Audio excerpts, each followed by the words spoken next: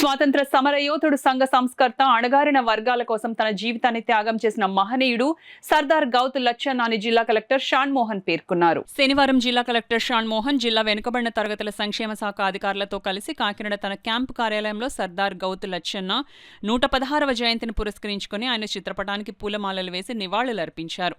ఈ సందర్భంగా జిల్లా కలెక్టర్ షాన్ మోహన్ మాట్లాడుతూ వెనుకబడిన వర్గాల అభ్యున్నతి, రైతుల సంక్షేమం, కార్మికుల హక్కుల కోసం గౌతు లచ్చన్న వీరోచిత పోరాటం చేశారన్నారు. స్వాతంత్ర్య ఉద్యమ పోరాటంలో చురుకుగా పాల్గొని శ్రీకాకుళం, విజయనగరం, ఇతర ప్రాంతాల ప్రజలను చైతన్యవంతులను చేయడంలో ప్రధాన పాత్ర పోషించారన్నారు.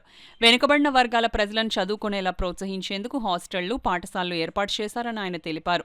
భావితరాలకు సర్దార్ గౌతు లచ్చన్న జీవితాన్ని ఆదర్శంగా నిలుస్తుందని ఈ సందర్భంగా జిల్లా కలెక్టర్ తెలిపారు. కార్యక్రమంలో జిల్లా బీసీ సంక్షేమ శాఖ అధికారి M Lilly, BC corporation ED A Srinivasarao, సహాయ బీసీ సంక్షేమాధికారి పి రామకృష్ణ, WHOలు బహదూర్, వై కల్పన, కారపు సూర్య శివప్రసాద్, ఇతర సిబ్బంది తదితరులు పాల్గొన్నారు.